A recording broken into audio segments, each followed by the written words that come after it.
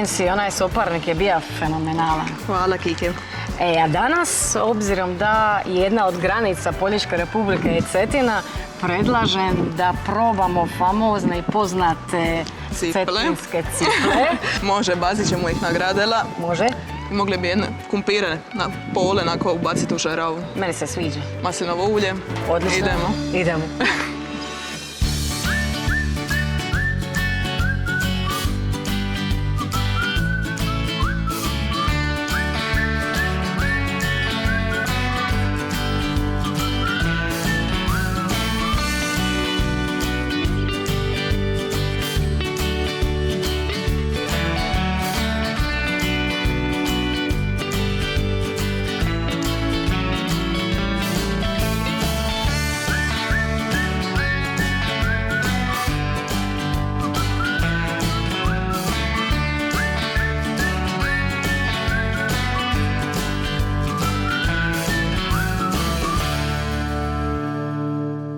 Danas pripremamo ciple sa polima. Draga Nancy, zašto cipli? Pozdrav, evo cipli su nam ovako danas ovdje jedno jelo koje je meni posebno u životu. Imamo jedan poseban period u mome životu, ja i muž. Živjeli smo na Cetini, onako bez struje i bez vode, s druge strane, od poljica. I upravo ovako ciple smo mogli vaditi tu iz Cetine i jest jer smo trebali preživjeti s onim što imamo tu u blizini. Vaditi iz zemlje i iz Cetine. Dakle, nalazimo se zapravo ovi cipli su iz Cetine na ušu rijeke u more. More, tako, jer je tu voda onako slatko-slana i tu je najbolja riba i mrijestilišta je tu zapravo za ribu razno. Inače kažu da je jako puno bolji cipal iz Cetine nego iz Žrnovnice, makar su to dvije rijeke koje omeđuju Poljica. Pa onako cipli su čisto, dole u Cetini čisto i oni jedu, vegetarijanci su, mogli bi to tako reći, znači jedu onu travu, trstike i sve ostalo. Odlično. Šta je tu? Odmah ću pitati odakle se čisti riba. A od repa idemo početi. Samo ćemo napraviti neređ. Dobro. Malo ću pomoći. Dobro. Znači od repa. Aha, trebamo skinuti ljuske. Dobro. Pa škrge. Dobro. Kako skidamo škrge? Pa sad neko ih vadi rukom, ja ih osobno vadim nožom. Dobro. Kako je kome lakše. Svaki ima neku svoju tehniku. Dobro. Inače ima jako puno ljudi koji čak i skidaju glavu ribe. Pa ako je frigaju možda, ali ovako za nagradela ribi je šteta okine glavu ili za u juhu glava dade poseban miris. Ja sam zapravo čula da u Poljicima u cijelom ovom kraju muški ne daju da se žena približi kominu. Pa tako je. Komin i vatra su uvijek bili muški poslovi. To je bilo... Rijetko koja žena bi uopće imala priliku, a i kad bi tila, ne bi on se baš pustila. Tako je bilo i sa mnom. To je bio kao statusni simbol, jel? Pa, muškarci su bili oko vatre, to je bilo njihov teritorij, komin, a žene su priprema jela i oko dice. Nema žena šta na kominu vele raditi. Dobro. Ja ću tražiti stvarno pomoć za ove škrge. Ne ide mi baš. Dobro. Pokušaj ovako s nožom, ili ću ti ja pomoći. Uvatiš ih sve. Evo ga. Čekaj. I izvučeš. Ide polako. Inače, zapravo ovo jelo u biti dosta jednostavno. Mislim, nema neke, velike pripreme oko samog jela. Dosta onako se čini jako brzo. Pa najbitnije da je riba friška i da se što prije očisti i direkt odmah nagradila i što je prije pripremimo, to će biti lipša. Ili ti treba pomoć, vidim, mogu li ti pokazati? Treba će mi pomoć. Uvatiš ih sve sa nožom i izvučeš. Pokušaj s nožom, lakše ti je. Evo, ja ću ti pomoći. Kao ljevako, onako, dobro. Sve naopako. Evo ga. Bravo. To je škrgice. Super. A sada drob. Dobro. Znači režemo tu do otprilike peraja ovako. Bravo. Ovo je super, mogu svi sve naučiti. Svaki detalj. I sada to trebamo lipo udra prstić i izvući to sve iznutra što ima. Inače tamo na Cetini imamo jako puno onih malih kućica za ribolovce. Kad se zapravo vadi cipal? Koji dio dana? Ili odnosno noći? Da li postoje nekako, pravilo kad je najbolje ih loviti, koji dio godine ili nešto tako? Najviše riba radi, bar što sam ja čula, nisam sad 100% sigurna, ali onako predvečer prije sna da najviše radi. Kad se kao i... A znaju ljudi su tamo od 0 do 24, kako bi vam rekla.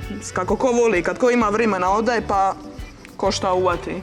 Ja se sjećam, jako je lijepo vidjeti sve te ribolovce koji stoje tamo u onim malim kućicama pokraj rijeke, a jutro su predivna, sa crkutima ptica.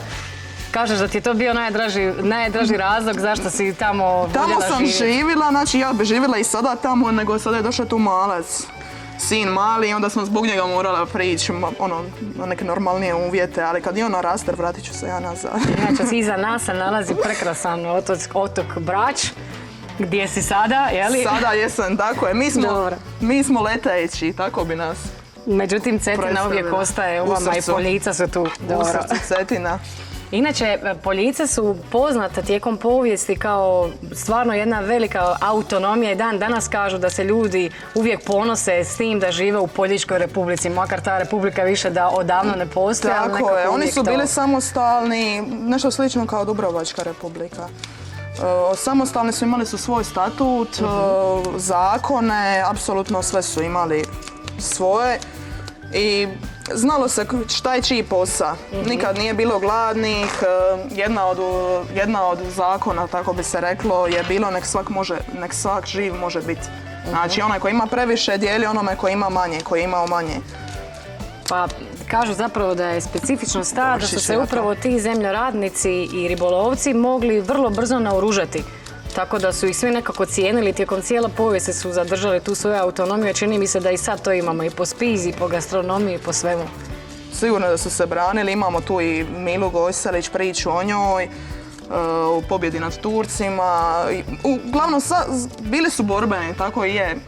Naš narod je, cijeli naš narod je zapravo jedna temperamentna borbena nacija. Jer vidim da si i ti borbena jer si se izborila za Komin, to je stvarno čudo. U Poljicima, no dobro, okej. Izborila sam se, jesam. Ja bez vatre ne mogu živjeti osobno. Meni je najdraže ujutro u zoru naložiti laganin. Znači najveći je gušt onda reći muškima, ne vidi kakva je vatra, jesi di si sad? Dođite da vas naučim sada ja. Aha, to je to, dobro.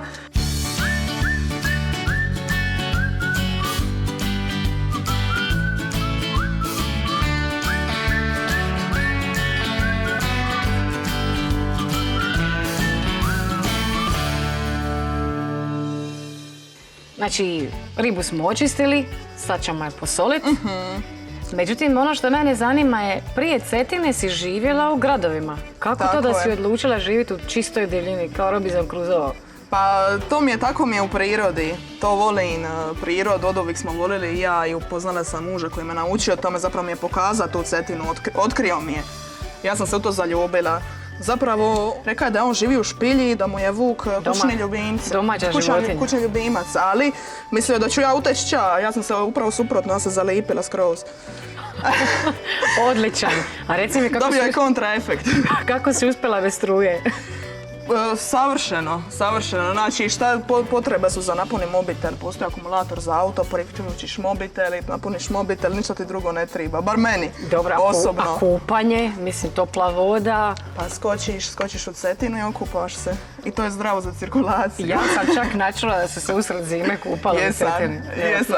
Odlično. Super za cirkulaciju, nije bilo prilada, nikakvih gripa, alergija, ničega nema. Dobro, još nas pizi cipa, ali nema nikakvih problema. I sve izvrta cipli, sve izvrtla što uspije izrest, to pojedemo. Ako se ne jede u te riba, zamijeniš na meso s nekim i to je to. I super, i sad ćemo krenuti upravo na friško izvađene krumpire. Odlično, idemo. Znači, trebamo ih samo pripoloviti po pola.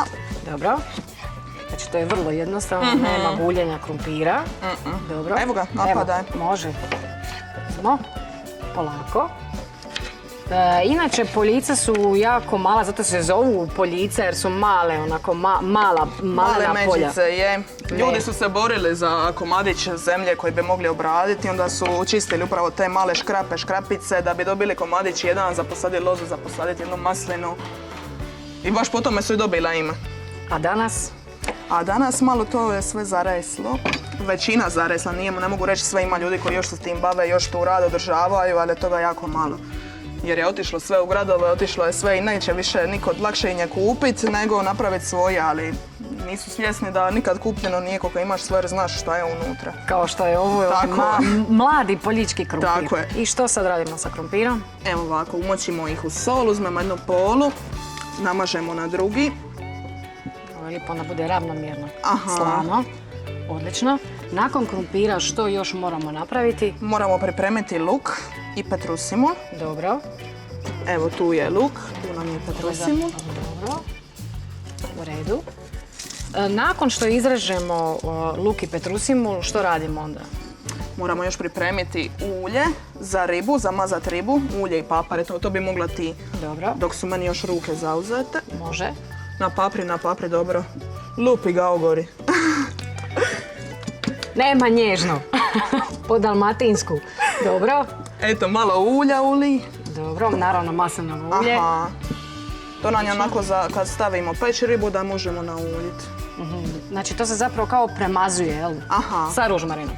Da. Odlično. Super, onda idemo na komin. Si. Može. Može.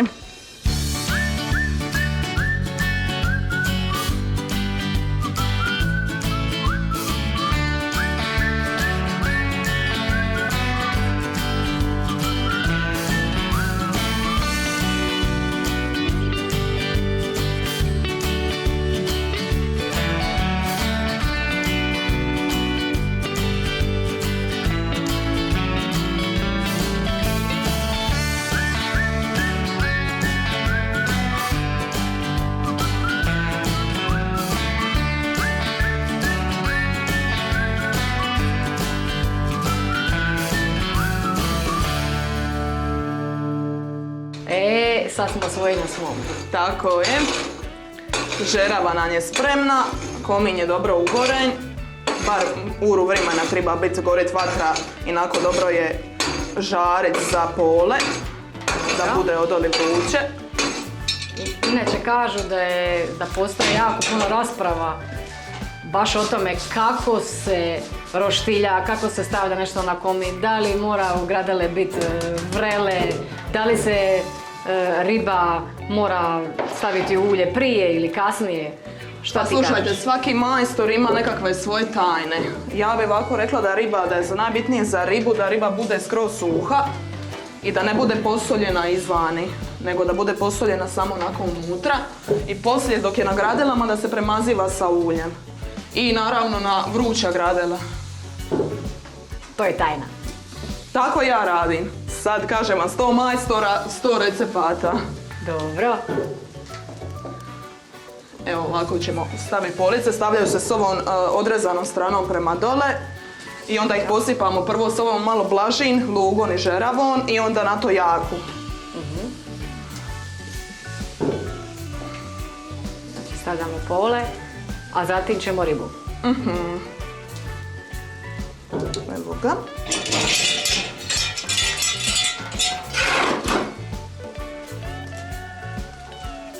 Vrelu žeravicu. Malo čak i ovoga luga I hladnijega. Pole ili kumpire ispod luga, tako je.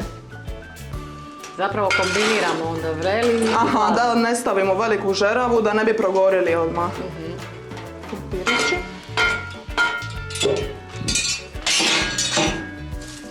Ovo izgleda jako lijepo. Evo sad ćemo sačekati samo da se malo gradela ugriju. I to je ono kako smo rekli, znači vrele gradele.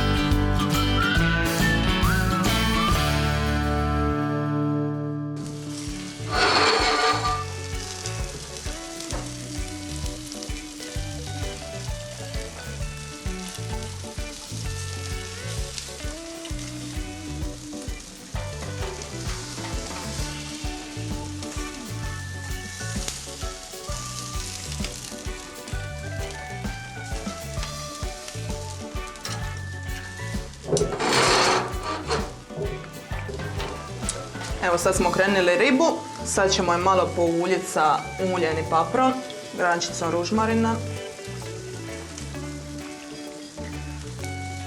Onako da se ne isuši.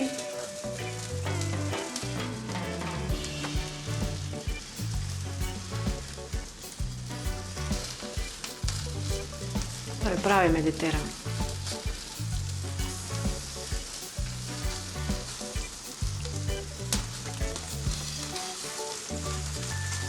Lipo pucketa. Evo ga. Super.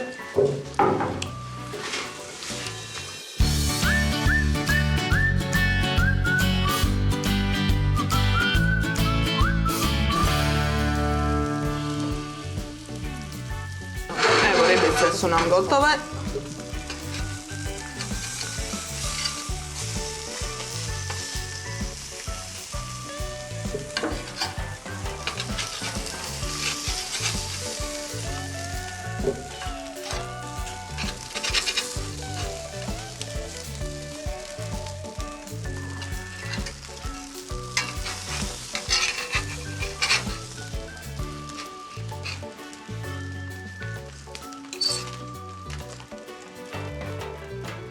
Sada ćemo pogledati šta je sa polama.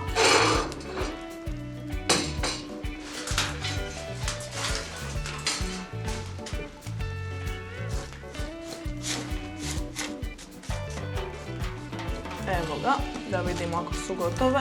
Evo ga, spremne za vadit.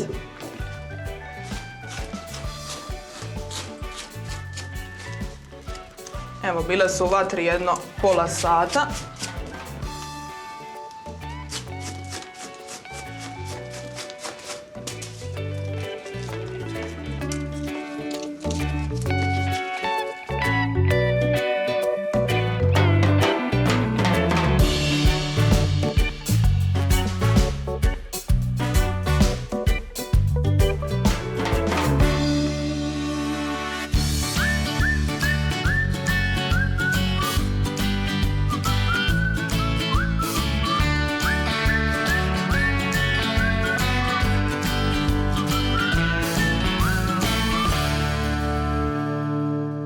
Evo nas, spiza je gotova, u prirodi smo okruženi lavandom, ružmarinom, pa tako imamo i pčele okolo naše spize.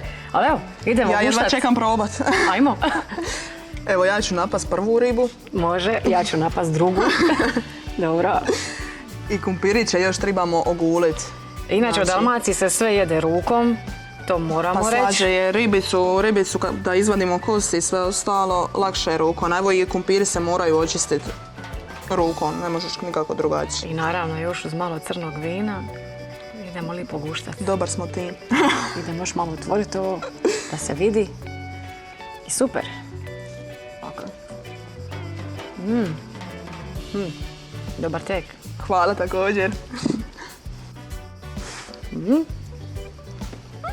I još ćemo nazdraviti.